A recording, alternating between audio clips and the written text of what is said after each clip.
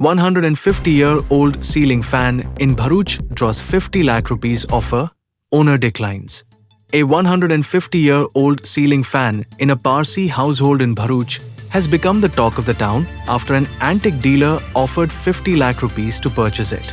Despite the staggering offer, the owner refused to part with a historic piece, citing its sentimental and cultural value. The intricately designed fan, a relic of the British era, has been meticulously maintained over generations.